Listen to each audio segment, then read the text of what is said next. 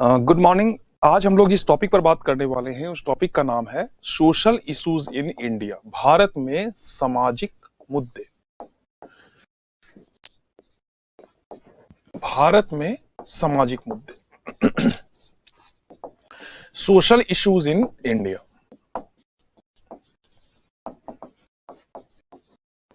ठीक है, ये टॉपिक एक खुला टॉपिक है। खुला टॉपिक का मतलब क्या होता है कि इसमें आपको बहुत सारे जो है डायमेंशंस, आपको बहुत सारे इश्यूज देखने को मिलेंगे जो आपको सोशियोलॉजी में जो सिलेबस में लिखा है उसमें तो मदद करेगा ही।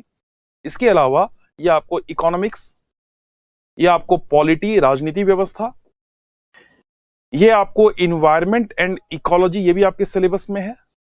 और इसके अलावा ये आपको एथिक्स में भी आपको क्या करेगा, मदद करेगा। तो इसके कंटेंट जो हैं, ये कंटेंट आप कई विषयों से आप इसको जोड़ सकते हैं क्योंकि समाज से ही सब कुछ बना है। ठीक है, आप सबसे पहले इस टॉपिक में शब्द को देखिए। शब्द दो दिए हुए हैं, एक वर्ड है इंडिया और एक वर्ड है सोशल इश्यूज। ठीक है, जब हम बात करते हैं इंडिया की तो इंडिया एक ज्योग्राफिकल यूनिट है।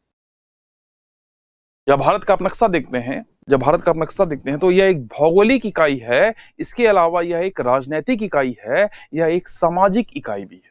तो ज्योग्राफिकल यूनिट में हम कैसे कहते हैं कि भारत जो है कई राज्यों से मिल करके और केंद्र शासित से मिल करके बना हुआ एक क्या है, संघ है, जहां पर कई सारे विविधताओं के लोग साथ रहते हैं।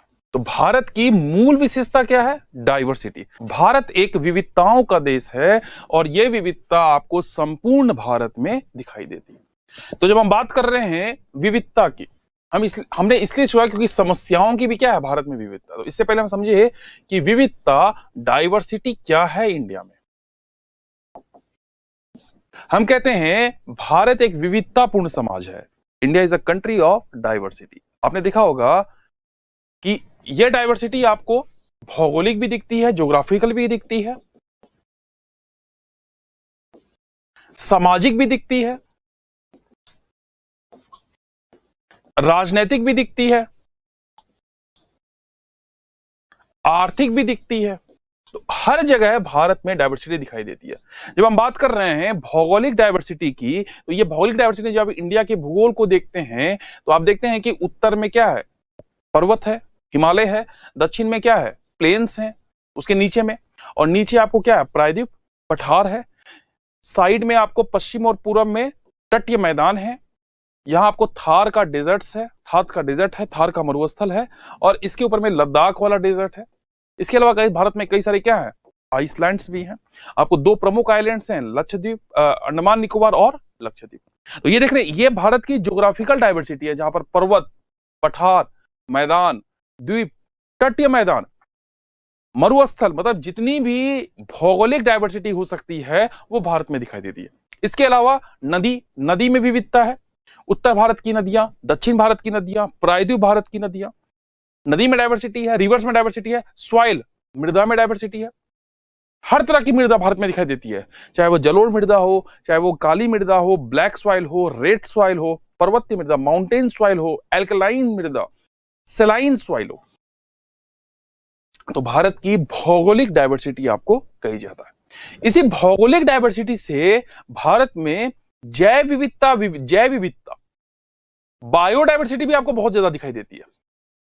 जैव विविधता का मतलब क्या है, बायोडाइवर्सिटी। बायोडाइवर्सिटी का मतलब क्या है कि फ्लोरा और फोना की डाइवर्सिटी, प्लांट्स और एनिमल की डाइवर्सिटी। आप पूरे भारत में देख लीजिए कि भारत विश्व के मुख्य जैव विविधता वाले देशों में शामिल होता है, जहां पर प्लांट्स और एनिमल्स में भी क्या है, बहुत सारी डाइवर्सिटी।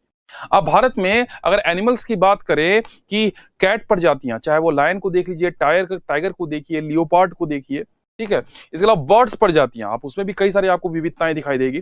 प्लांट्स में भी आप देख लीजिए, आप पूरे के पूरे आप वेस्टर्न घाट में चले जाइए, आप नॉर्थ ईस्ट में चले जाइए, 70% आपको जो ये प्रजातियां या इंडेमिक है।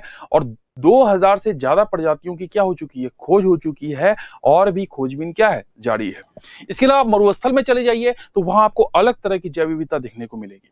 आप कम वर्षा वाले क्षेत्रों में चले जाइए, विदर्भ वाले रीजन्स में, वहां पर भी आपको अलग तरह की डाइवर्सिटी देखने को मिलेगी। आप स्नोफॉल वाले रीजन में चले जाइए, जम्मू कश्मीर, हिमाचल प्रदेश, उत्तराखंड वाले रीजन्स में, या नॉर्थ ईस्ट के स्नोफॉल एरिया में चले जाइए, यहाँ चले सिक्किम वाले एरिया में चले जाइए, यहां भी आपको अलग तरह की डाइवर्सिटी देखने को मिलेगी, प्लांट्स और एनिमल्स की। तो भारत में क्या है, भौगोलिक विविधता ने जैव विविधता को भी क्या किया, क्रिएट किया। तो भारत एक विविधताओं वाला देश है। यहां पर सामाजिक डाइवर्सिटी भी है, सोशल डाइवर्सिटी भी है। सोशल डाइवर्सिटी का मतलब क्या है, रिलीजियस डाइवर्सिटी, धार्मिक विविधता। भारत में सभी धर्मों के लोग आपको दिखाई देते हैं, और भारत विश्व का एकमात्र देश है जहां पर 4 धर्म क्या लिए, जन्म लिए। भारत धर्मों की जननी रही है। सनातन धर्म, बौद्ध धर्म, जैन धर्म, सिख धर्म, ये 4 धर्म का उदय कहां हुआ, भारत की भूमि पर।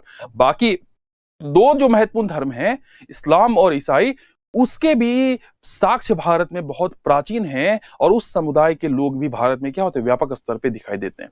तो भारत में आपको धार्मिक विविधता भी है, भाषाई विविधता भी है, लिंग्विस्टिक डाइवर्सिटी भी है। भाषाई विविधता का मतलब क्या है कि भारत में हर प्रांत में अलग अलग क्या करती है, भाषाएं बोली जाती है। ऐसा अनुमान है कि भारत में 100 से ज्यादा बोली जाने वाली भाषाएं हैं। ठीक है, भाषाई डाइवर्सिटी आप देखिए हर जगह। आप साउथ इंडिया में चलिए, कन्नड़, तमिल, तेलुगु, मलयालम, जो हम ये मुख्य भाषा का नाम ले रहे हैं, और भी सब छोटी भाषाएं भी वहां पर है। मराठी, कोंकणी, आप राजस्थान चले जाइए, राजस्थानी भाषा, पंजाबी भाषा, हरियाणवी भाषा, आप बिहारी, मैथिली आप देख लीजिए, मिथिलांचल भाषा, नॉर्थ ईस्ट के राज्यों में अलग अलग भाषाएं। तो भारत में क्या है, भाषाई डाइवर्सिटी भी आपको बहुत ज्यादा है। भारत में निर्जातीय डाइवर्सिटी, एथनिक डाइवर्सिटी मतलब क्या है, विभिन्न संस्कृति को मानने वाले लोग, मराठी संस्कृति, राजस्थानी संस्कृति, पहाड़ी संस्कृति, मैदानी संस्कृति, पठारी संस्कृति।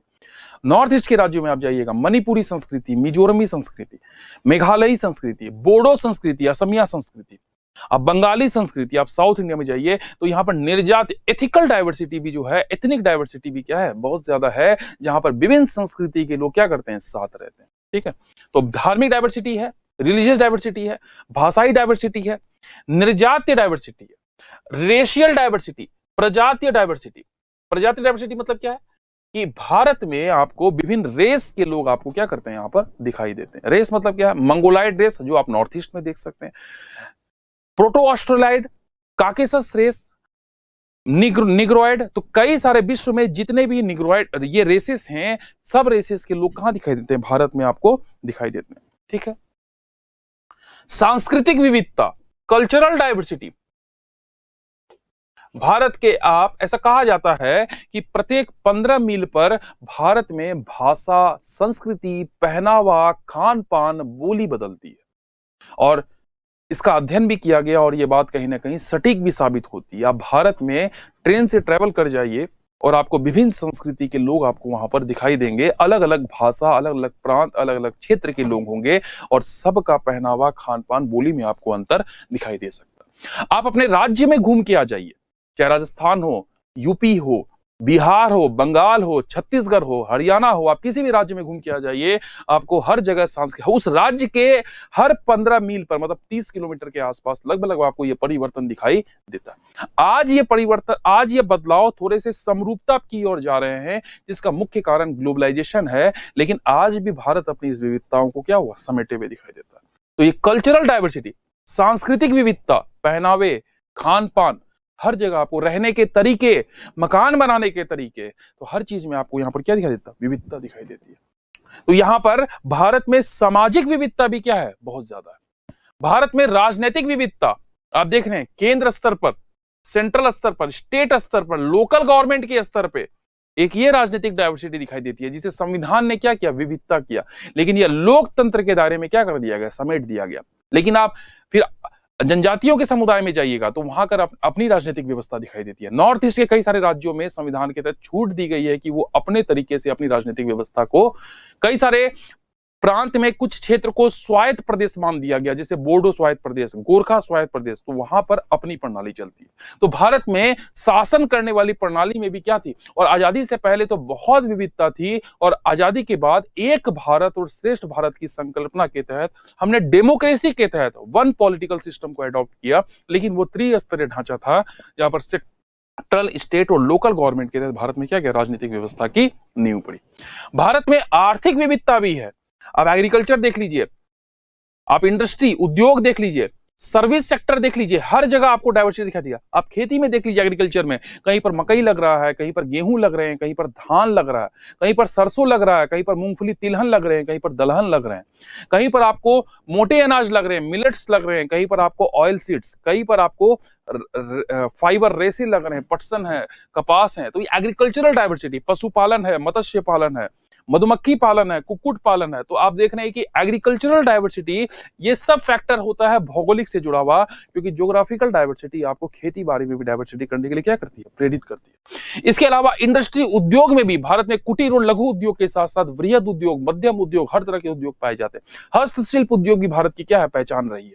तो भारत में औद्योगिक विविधता भी है और सेवा क्षेत्र में विविधता भी दिखाई देती है। ये विविधतापूर्ण समाज, अब तक आपने क्या समझा कि भारत एक विविधतापूर्ण समाज है, विविधतापूर्ण देश है, विविधताओं से भरा हुआ देश है, और इस डाइवर्सिटी ही भारत की खूबसूरती है। और विश्व के कुछ चुनिंदा देश, या मैं कहूं कि एकमात्र देश है जहां पर इतनी सारी विविधताओं को भारत आपस में क्या हुआ, समेटे हुआ। ये भूगोल है भारत का। इस भूगोल में आपको सभी विविधताओं के लोग एक साथ शांतिमय तरीके से सहिष्णुता के साथ रहते हैं, और यही हमारी क्या है, सामूहिक सांस्कृतिक पहचान है।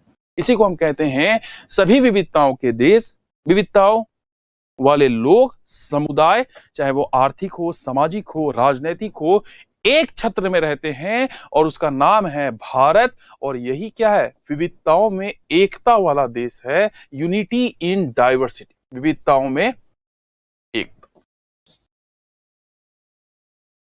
मतलब क्या है, हम विविध होने के बावजूद भी क्या है, एक हैं। यूनिटी इन डाइवर्सिटी, यह एकता दिखाई देती है कि हम एक भूगोल में रहते हैं, उस भूगोल का नाम क्या है, भारत। हम एक राजनीतिक व्यवस्था में रहते हैं, उसका नाम क्या है, लोकतंत्र। हम एक सामाजिक व्यवस्था में रहते हैं, वो क्या है, भारतीय सामाजिक व्यवस्था। और यह विविधताओं में एकता वाला देश, यह मजबूत है, और यही हमारी क्या है, खूबसूरती। इसे एक कॉन्सेप्ट में कहा जाता है सैलेड बॉल, ठीक है। और एक वर्ड और आता है, इसका नाम है मेल्टिंग पॉट। दोनों के अंतर को समझिएगा, melting pot versus salad ball. जो भारत का समाज है, इंडियन सोसाइटी है, उसका नाम है salad ball society, Indian society. और जो पश्चिम का समाज है, वेस्टर्न सोसाइटी है, वो कौन सा सोसाइटी है, मेल्टिंग पॉट सोसाइटी, ठीक है। इसका मतलब क्या है कि आप मेल्टिंग पॉट मतलब क्या है, आप किसी पॉट को देखिए जो सॉइल या मृदा से बना होता है, मतलब मिट्टी के किसी बर्तन को देखिए, उस बर्तन में हो सकता है जगह जगह से लाई गई मृदा हो, लेकिन जब मिट्टी का बर्तन जब वो बन जाता है तो ये बहुत डिफिकल्ट होता है आइडेंटिफाई करना कि किस क्षेत्र से उस मृदा को लाया गया। मतलब क्या है, पश्चिम का समाज जहां पर विविध संस्कृति के लोग साथ रहते थे, लेकिन जब वहां पर औद्योगिकरण, नगरीकरण, इंडस्ट्रियलाइजेशन हुआ, अर्बनाइजेशन हुआ, एक कल्चर डेवलप हुआ, होमोजेनस कल्चर, तो वहां पर अलग अलग संस्कृति के लोग एक संस्कृति का विकास किए। अमेरिका में अगर आप जाइएगा तो अमेरिकी संस्कृति हर जगह हावी है। लोगों के पहनावे, खान पान, बोली, वेशभूषा में आपको कोई अंतर दिखाई नहीं देगा। हो सकता है कि वो प्राचीन काल या अपनी पीढ़ियों में वो विभिन्न संस्कृतियों से क्या हुआ, जुड़े हुए थे। तो अमेरिकन समाज, वेस्टर्न समाज कैसा है, मेल्टिंग पॉट। मतलब क्या है, मूल रूप से अपनी संस्कृति उनके अंदर समाहित नहीं है, सब मिलजुल करके एक अमेरिकी संस्कृति का क्या किए, विकास किए। लेकिन भारत का समाज क्या है, सैलाड बॉल। तो ये बॉल है, और इसमें आपको कई तरह के सलाद हैं, चाहे आप गाजर है, मूली है, खीरा है, टमाटर है। हर सलाद को आप विभिन्न रंगों से क्या कर सकते हैं, पहचान सकते हैं, और सभी क्या करते हैं, एक साथ रहते हैं। तो यही है भारत का समाज, जहां पर गुजराती हैं, मराठी हैं, तमिल है, तेलुगु है, मलयालम है, बंगाली है, उड़िया है, नॉर्थ ईस्ट है, हरियाणवी है, जम्मू कश्मीर है, हिमाचली है। तो आप देख रहे हैं ये विविध क्या है, सलाड है, ये विविध क्या है, सब आप समझ लीजिए कि जब बॉल है कि अलग अलग संस्कृति, अलग अलग विविधताओं के लोग हैं जो किसी एक पॉट में रहते हैं, और आप आसानी से उनके खान पान, बोली, पहनावे से आइडेंटिफाई कर सकते हैं किस संस्कृति से क्या करते हैं, बिलोंग करते हैं। लेकिन है एक ही बॉल में, और इस बॉल का नाम क्या है, ठीक है। तो भारत का समाज कैसा है, सैलाड बॉल समाज है, और पश्चिम का समाज कैसा है, मेल्टिंग पॉट। ये डाइवर्सिटी हमारे लिए ताकत है। इंडिया की डाइवर्सिटी जो है ना, हमारे लिए ताकत है, कमजोरी नहीं है। लेकिन जब डाइवर्सिटी होगी तो ये डाइवर्सिटी इश्यूज में भी दिखाई देगी। कहां पर, इश्यूज। हमने टॉपिक कौन सा है? Social issues in India. हम एक्चुअल में इस टॉपिक को आप समझिए कि चूंकि डाइवर्सिटी भारतीय समाज है तो मुद्दों में भी विविधता आपको दिखाई देगी। ठीक है, इश्यूज इन, जो इश्यूज हैं, सोशल इश्यूज हैं डाइवर्सिटी के कारण, उसमें भी क्या है? डाइवर्सिटी है। तो वो इश्यूज क्या क्या है, कितने टाइप के हैं, अब हम लोग मुख्य टॉपिक पर आते हैं जो हम लोग को चर्चा करना है। टॉपिक का नाम क्या है? Social issues in India. Social issues in India. ठीक है, अब जब हम बात कर रहे हैं सोशल इश्यूज की, तो ये इश्यूज हैं क्या? सबसे पहले इकोनॉमिक इश्यूज, पॉलिटिकल इश्यूज,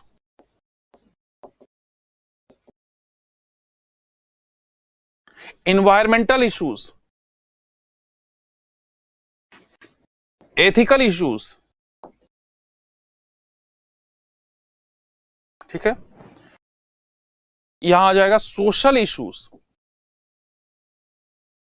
तो ग्रेटर सोशल इश्यूज में सोशल इश्यूज भी समाहित होते हैं, इकोनॉमिक इश्यूज भी समाहित होते हैं, पॉलिटिकल इश्यूज भी समाहित होते हैं, इन्वायरमेंटल इश्यूज भी समाहित होते हैं और एथिकल इश्यूज भी समाहित होते हैं। जैसे अगर हम लोग बात करेंगे, स्टार्ट करेंगे सोशल इश्यूज। जैसे इकोनॉमिक इश्यूज की बात करें तो भारत में आपको poverty, unemployment, inflation, fiscal deficit, राजकोषीय घाटा, इस तरह की कई सारी समस्याएं क्या होती है? दिखाई देती है।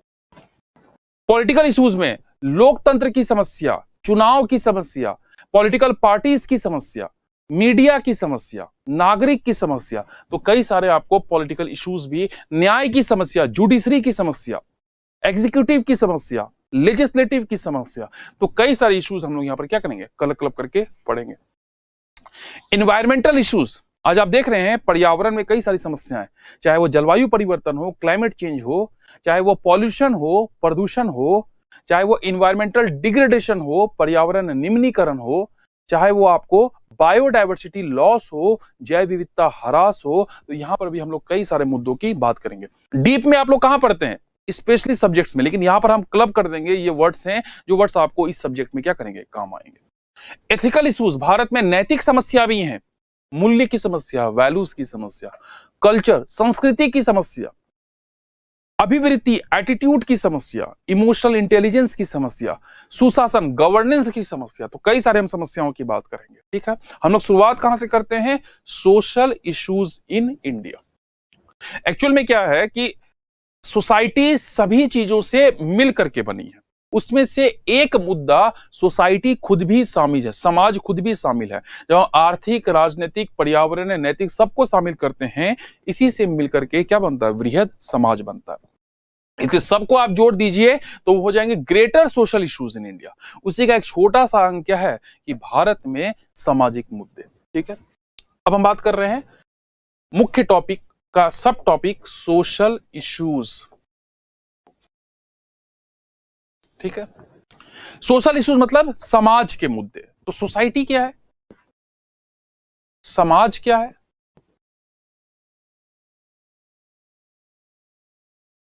सोसाइटी क्या है? समाज जो है लोगों से मिल करके बना हुआ एक समूह है, जहां पर एक व्यक्ति नहीं, जहां पर एक समुदाय, कई सारे लोग क्या करते हैं? आपस में रहते हैं और आपस में क्या करते हैं? अंतःक्रिया करते हैं, इंटरेक्शन करते हैं, और इसी इंटरेक्शन से क्या होता है? समाज बनता है। इसी इंटरेक्शन से पहले समूह बनता है और समूह से क्या बनता है? समाज बनता है। और जब वृहद की बात करते हैं तो समाज एक लघु इकाई भी हो सकती है, समाज एक वृहद इकाई भी हो सकती है। देखिए, राजस्थान का भी अपना एक समाज है और भारत का भी अपना एक क्या है? समाज है। मतलब क्या है? इंडिया अगर आप बात करें तो राजस्थान का अपना भी एक समाज है और पूरे इंडिया का भी अपना एक समाज है। तो इंडियन सोसाइटी में राजस्थान सोसाइटी क्या होती है? समाहित होती है। फिर राजस्थान की बात करें तो मारवाड़, हरौती, शेखावटी, इनका अपना क्या है? इनका अपना समाज है, ढूंढारी। और इसमें भी हम बात करें, शेखावटी में भी चूरू, झुंझुनू, सीकर, इनका अपना समाज। मतलब क्या है कि समाज के अंदर समाज है, जहां के समुदाय आपस में क्या करते हैं? अंतःक्रिया करते हैं। पहले क्या होता था? पहले समाज लोगों का छोटा होता था, लेकिन जब से एलपीजी, लिबरलाइजेशन, प्राइवेटाइजेशन और ग्लोबलाइजेशन, वैश्वीकरण, निजीकरण की संकल्पना उभर के आई 1990 के बाद, तब से क्या हो गया? आपका दायरा समाज का क्या हो गया? बढ़ गया। ठीक है, तो हम लोग बात करेंगे अभी भारत में सोशल इश्यूज, सामाजिक मुद्दे में। जब हम सोशल इश्यूज की बात करते हैं तो भारत की जब हम बात करते हैं तो यहां पर एक वर्ड आता है सोशल क्लास। ठीक है, भारत में कई सारे सामाजिक वर्ग के लोग रहते हैं। सामाजिक वर्ग मतलब यह वर्ग हो सकता है आयु के आधार पे, लिंग के आधार पे, संस्कृति के आधार पे।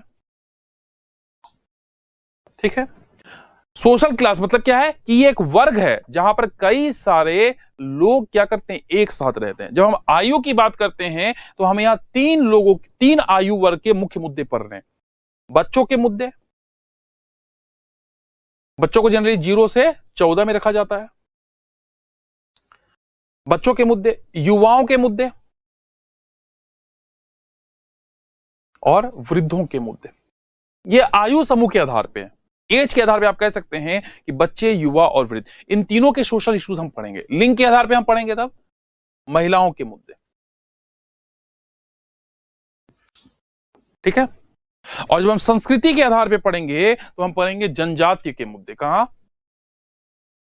जनजातियों के मुद्दे।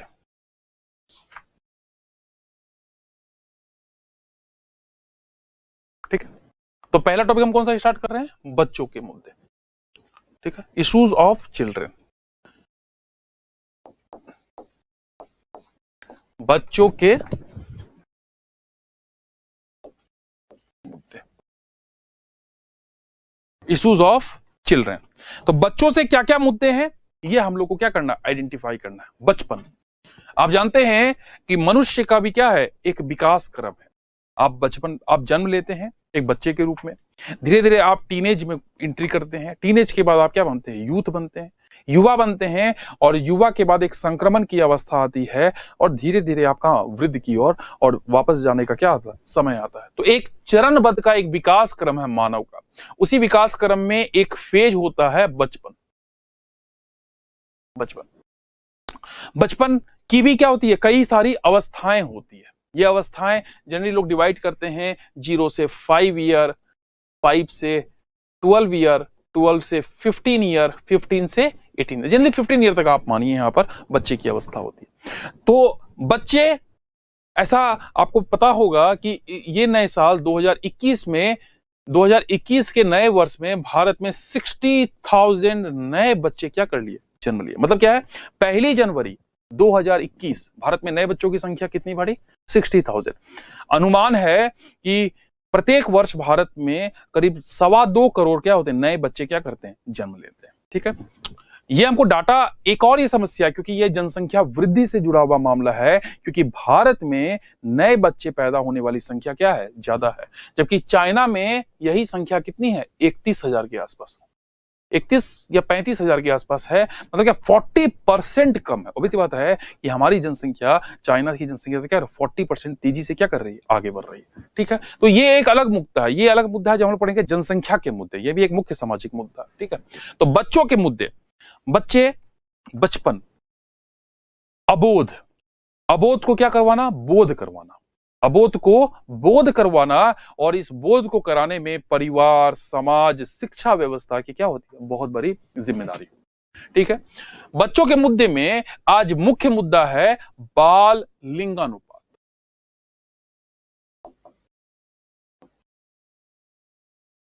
बाल लिंगानुपात, बाल लिंगानुपात मतलब कि बच्चों में अनुपात लड़के और लड़कियों का। आपको पता है कि भारत में बाल लिंगानुपात तेजी से क्या हो रहा है, कम हो रहा है। हमारे यहां 1000 लड़कियों में 930 क्या है, लड़के हैं। इसका मतलब क्या है,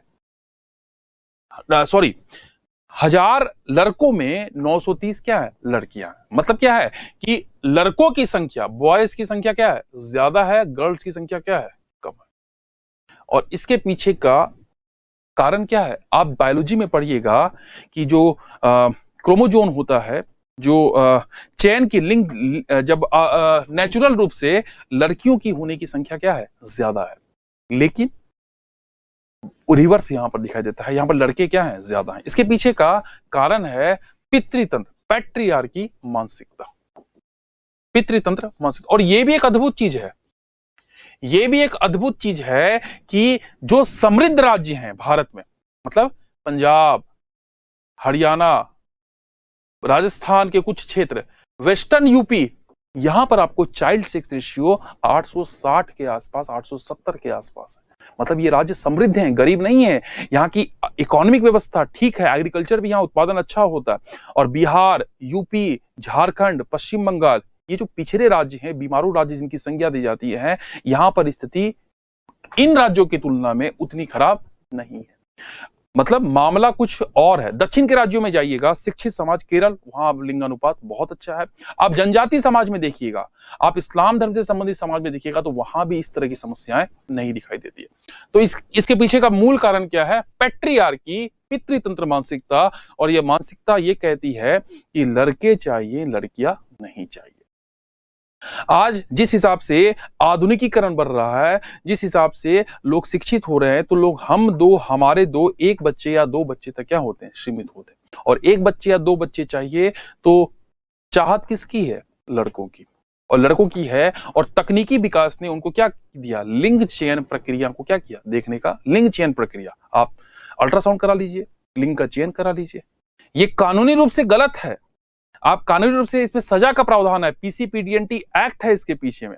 लेकिन आप जानते हैं कानून का क्रियान्वयन नहीं होता है। जो डॉक्टर्स हैं पैसे लेकर के टेस्ट कर देते हैं, लिंग का चयन करवा देते हैं, और भ्रूण में ही और पेट में ही भ्रूण के रूप में लड़कियों को क्या कर दिया जाता है? अमर्त्य सेन ने इस कॉन्सेप्ट को दिया था, अमर्त्य सेन ने इस कॉन्सेप्ट को दिया था मिसिंग गर्ल। मतलब क्या है? भारत में लाखों की संख्या में लड़कियां जन्म से पहले ही क्या कर दी जा रही है? मार दी जा रही है, गायब हो जा रही है। अगर इनको नहीं मारा जाता तो ये क्या कहां दिखाई देती है आपको? जहां उनको होना चाहिए। तो ये एक बड़ी समस्या है बच्चों के मुद्दे में, बाल लिंगानुपात। जब ये बाल लिंगानुपात एडवर्स होगा तो ये कई सारी समस्याओं को भविष्य में क्या करेगा? लेकर के आएगा। दूसरी, बाल श्रम का मुद्दा, चाइल्ड लेबर का मुद्दा। चाइल्ड लेबर ये क्या है?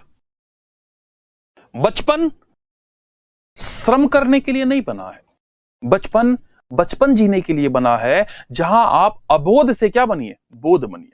आपसे यहां पर काम कराने के लिए नहीं। नाजुक हाथ हैं, इन हाथों में कॉपी, किताब, कलम, पेंसिल ये होना चाहिए, इनके हाथों में काम नहीं होना चाहिए। लेकिन यह हमारे यहां दिखाई देता है, हमारे पूरे विश्व में भी है कि ये बच्चे फैक्ट्रियों में, ये बच्चे ईंट भट्टों में, ये बच्चे घरेलू नौकर के रूप में, ये बच्चे रेस्टोरेंट ढाबों में, ये बच्चे स्ट्रीट में कूड़ा इकट्ठा करने में, और ये बच्चे आपको कई सारे गलत कामों में, प्रोस्टिट्यूशन में इनको काम करवाया जाता है। बाल श्रम। आप शिवकाशी के जो फटाके फोड़ते हैं दिवाली में, आपको पता होगा कि 50% फटाकों का निर्माण इन्हीं बच्चों के द्वारा क्या किया जाता है? करवाया जाता है। भारत में कई सारे उत्पाद, लघु एवं कुटीर उद्योग के उत्पाद यही बच्चे बनाते हैं, क्योंकि ये बच्चे, एक तो श्रम, इनके श्रम का कोई क्या होता है? मूल्य नहीं होता है, न्यूनतम कीमत या पैसे नहीं भी दिए जाते हैं, फ्री ऑफ कॉस्ट में निःशुल्क इनसे काम कराया जाता है, और किसी तरह का कोई क्या होता है? रोक टोक नहीं होता है। ठीक है, तो ये क्या है? बाल श्रम, चाइल्ड लेबर। और यह एक प्रकार का मॉडर्न स्लेवरी है। क्या बोलते हैं इसको वर्ड? आधुनिक गुलामी। देखिए, पहले भी गुलामी होती थी। पहले गुलामी कैसे होती थी कि आपको बंधुआ मजदूर बना दिया गया, बॉन्डेड लेबर बना दिया गया। आपने जमींदार से कुछ उधार लिया पैसे, और आप समय पर नहीं चुका पाए, तो उसने आपकी जमीन पर क्या कर लिया? कब्जा कर लिया, और कहा कि जब तक तुम पैसे नहीं चुकाओगे तुम्हें मेरे यहां काम करना पड़ेगा, और वो राशि और काम का समय मैं डिसाइड करूं। तो पहले भी यह तरीका होता था, वो स्लेवरी था।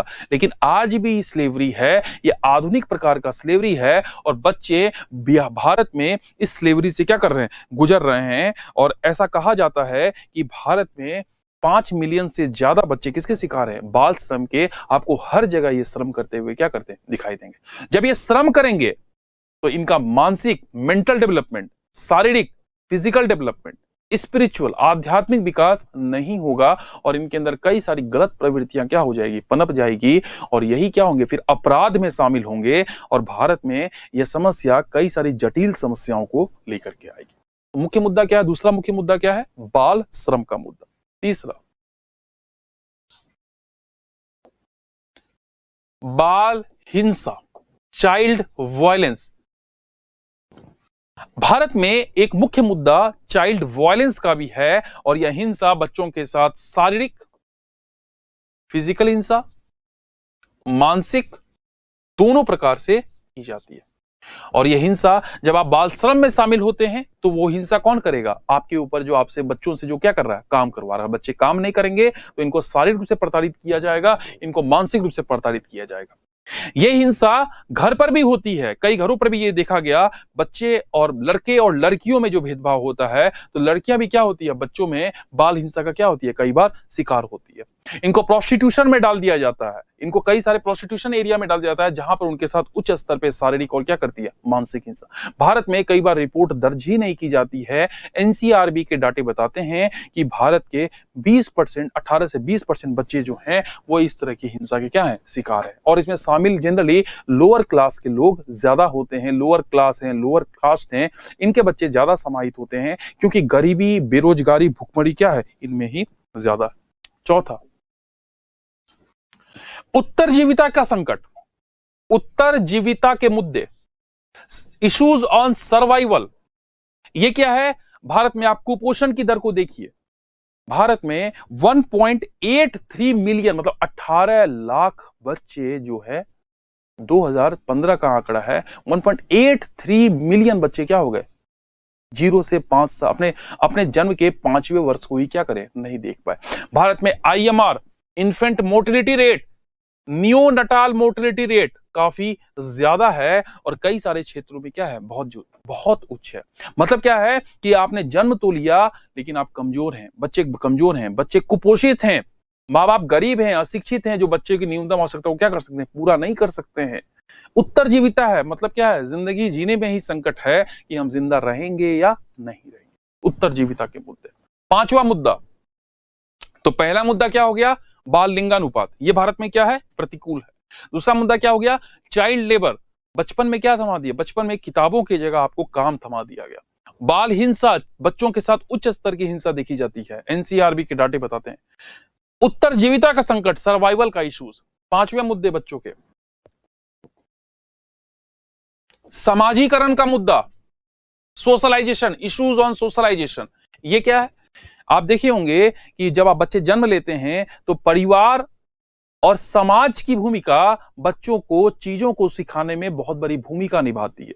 पहले संयुक्त परिवार, ज्वाइंट फैमिली हुआ करता था, चाचा, मामा, नाना, दादा, और परिवार का आकार बढ़ा होता था तो बहुत सारे लोग बच्चे को क्या करते थे, अच्छी अच्छी शिक्षा, बच्चे सांस्कृतिक शिक्षा को सीखते थे, बच्चों के अंदर कई सारे गुणों का क्या होता था, विकास होता था। लेकिन जैसे जैसे ज्वाइंट फैमिली न्यूक्लियर फैमिली में कन्वर्ट हुई, पश्चिमीकरण, आधुनिकीकरण और नगरीकरण के कारण गांव से परिवार शहरों की ओर मूव करे और गांव में भी परिवार क्या हो रहे हैं, छोटे हो रहे हैं। जब परिवार का आकार छोटा होता गया और परिवार के आकार में सिमट गए पति, पत्नी और उसके बच्चे, इस परिवार में दादा दादी वाला कॉन्सेप्ट क्या हो गया, खत्म हो गया। चाचा ताऊ वाला कॉन्सेप्ट, बड़े पापा वाला कॉन्सेप्ट क्या हो गया, खत्म हो गया। ठीक है, जब ये कॉन्सेप्ट खत्म होगा तो बच्चे के समाजीकरण में किसका रोल होगा, सिर्फ माँ बाप और उसके जो बच्चे होंगे। और माँ बाप ये भी वर्किंग है, पिताजी समय पर कहां जाते हैं, ऑफिस जाते हैं। मम्मी भी अगर काम करती है तो बच्चे को कहां भेज जाता है, किंडरगार्टन, किडजी जैसे स्कूल्स में भेज दिया जाता है। या अगर मम्मी हाउसवाइफ है तो बच्चे स्कूल्स गए और शाम में किसके साथ समय बिताए, मम्मी के साथ। और मोबाइल ने माँ बाप को और बिजी कर दिया है, तो बच्चे का सोशलाइजेशन में फैमिली का रोल, परिवार का रोल क्या हो रहा है, कम हो रहा है। और टेक्नोलॉजी का रोल क्या हो रहा है, बहुत तेजी से बढ़ रहा है। और यह बच्चों को समाजीकरण नहीं करता है, यह बच्चे को तकनीकी मानव बनाता है, जहां पर बच्चे गुण को नहीं सीखते हैं। बच्चे के इंटेलिजेंस कैपेसिटी तो बढ़ रही है लेकिन इमोशनल कैपेसिटी बहुत तेजी से कम हो रही है। और प्रत्येक परिवार की ये समस्या है और इसी का परिणाम दिखाई देता है बच्चों में हिंसा, वायलेंस जैसी कंडीशंस क्या हो गई है, तेजी से बढ़ रही है। अगर बच्चों को चीजें नहीं दी जाती है तो बच्चे गुस्सा करते हैं, चीजों को फेंकते हैं और चूंकि माँ बाप ने ही उसको तकनीकी की आदत लगाई, बच्चा खाना नहीं खा रहा है, मोबाइल दे दीजिए, बच्चा गुस्सा कर रहा है, मोबाइल दे दीजिए, तो माँ बाप ने उसको आदत लगा दी मोबाइल की, कुछ वीडियोस दिखा करके, और धीरे धीरे मोबाइल से जब सोशलाइजेशन चालू हुआ, क्योंकि मोबाइल आपको इमोशनल नहीं बना सकता, आपके इंटेलिजेंस का डेवलपमेंट आपको कर सकता है, तो यही हुआ बच्चों के साथ। तो बच्चों के समाजीकरण में परिवार की भूमिका कम हो रही है, तकनीकी का भूमिका कम हो रही है, और ये बच्चे जब बड़े होंगे तो समस्या दिखेगी, और ये समस्या 2025 के बाद वाले भारत में आपको एक गंभीर समस्या युवाओं में दिखाई देगी कि ये मानसिक रूप से क्या है, कमजोर है, मानसिक रूप से सशक्त नहीं है, इमोशनल रूप से क्या है, कमजोर हैं। ये बच्चे ग्रीडी होंगे, लालची होंगे, जो कई वस्तुओं की क्या करेंगे, डिमांड करेंगे। तो ये समस्या भविष्य की समस्या है और ये समस्या अब दिखने लगी है, लेकिन ये समस्याओं की बाढ़ आएगी कुछ समय के बाद, जब ये सारे बच्चे क्या होंगे, टीनेज में क्या करेंगे, एंट्री करेंगे। ठीक है, एक समस्या कौन सी हो गई, समाजीकरण की समस्या। नेक्स्ट समस्या है इश्यूज ऑन सोशलाइजेशन। नेक्स्ट समस्या शिक्षा, बाल शिक्षा। जो बच्चों को हम शिक्षा दे रहे हैं, एजुकेशन सिस्टम, चाहे वो गवर्नमेंट इंस्टीट्यूशंस हो चाहे वो प्राइवेट इंस्टीट्यूशंस हो, बच्चों की शिक्षा में हम बच्चे को रोट लर्निंग, बच्चे को खाली मार्क्स के प्रति क्या कर रहे हैं, प्रेरित कर रहे हैं कि अधिक से अधिक मार्क्स लाओ, अधिक से अधिक ग्रेड लाओ। माँ बाप भी, समाज भी उसके पीछे लगा हुआ है कि कौन टॉप कर रहा है। हम बच्चों की क्षमता के अनुसार उसको शिक्षा नहीं दे रहे हैं, बाद में वही शिक्षा उनके लिए क्या बन जाती है, बोझिल बन जाती है, और उनका शिक्षा के माध्यम से जो विकास होना चाहिए वो विकास नहीं हो पाता है। मैकेंजी की रिपोर्ट भी बताती है कि हमारे यहाँ डिग्री धारक लोग तो हैं, लेकिन उस डिग्री धारक लोग में 85% कोई काम के नहीं है, मतलब किसी भी तरह का काम उनसे नहीं करवाया जा सकता है। एमबीए के डिग्री धारक लोग, बीटेक के डिग्री धारक लोग, डॉक्टर के डिग्री धारक लोग भी वही स्थिति है। क्यों? क्योंकि हमारी शुरुआती शिक्षा प्रणाली, बच्चों से ही जो शुरुआत होती है शिक्षा प्रणाली में ही शुरुआत से क्या रही, खामियां रही है, और इस शिक्षा प्रणाली में बच्चों के हुनर पर काम नहीं किया जाता है। हम क्या करते हैं, सभी बच्चों को एक समान तराजू में तोलते हैं और लड़ाई हो जाती है मार्क्स की। इसके पीछे एक छोटी सी कहानी है कि जंगल में कई सारे जानवर दिखाई दिए, कई सारे जानवर हैं और सब जानवरों के क्या है, अपने अपने क्या है, एनिमल्स के अपने अपनी क्वालिटीज हैं। बंदर है, अगर पक्षी है, हाथी है, जेबरा है, कैमल है, टाइगर है, सबके अपने अपने क्या है, स्पेशल गुण्स हैं। अगर हम यह नियम बना दे कि वही जानवर शक्तिशाली माना जाएगा जो तेजी से पेड़ पर चढ़ जाएगा, तो ऑब्वियसली बात है कि इसमें लीड कर जाएगा बंदर, क्योंकि बंदर के अंदर वो गुण है। बाकी सारे जानवर क्या हो जाएंगे, फेल हो जाएंगे। और वही शिक्षा व्यवस्था आज भी हम कह रही हैं, सभी बच्चों की लड़ाई हम लगवा दी है मार्क्स में कि कौन बेहतर मार्क्स वाले पेड़ पर चढ़ेगा, जो सबसे ज्यादा ऊंचाई पर चढ़ेगा वही क्या बढ़ेगा, आगे बढ़ेगा।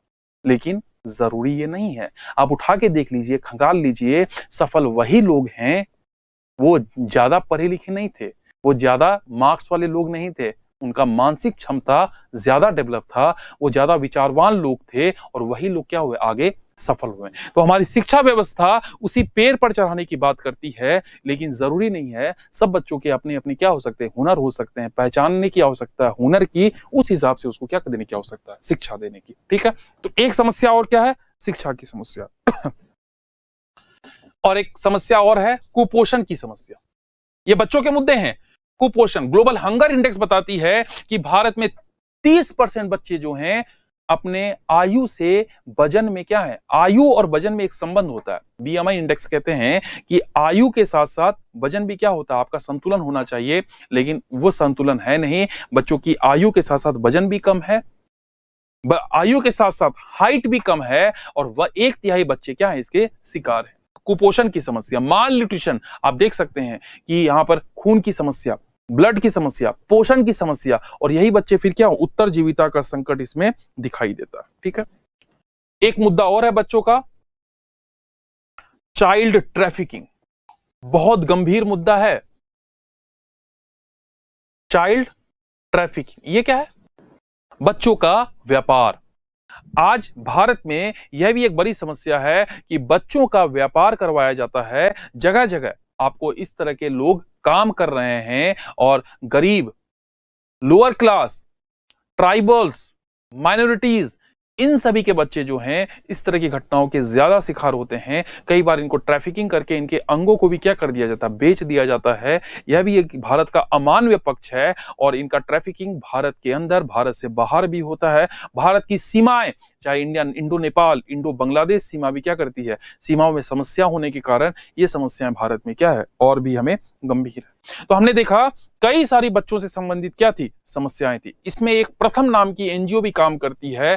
प्रथम नाम की एनजीओ जो बच्चों के विकास के लिए काम करती है, शिक्षा में काम करती है। इसकी रिपोर्ट आती है, असर रिपोर्ट, जो बच्चों में लर्निंग आउटकम, जो शिक्षा के द्वारा ज्ञान प्राप्त हो रहा है, इसका वास्तविक पिक्चर हमारे सामने रखती है। और ये कहती है 5 क्लास के बच्चे क्लास 2 के गणित नहीं सॉल्व कर पा रहे, क्लास 5 के बच्चे क्लास 1 के बच्चों के इंग्लिश टेक्स्ट को नहीं पढ़ पा रहे हैं। आप देख लीजिए, ये हमारे यहाँ एजुकेशन सिस्टम है।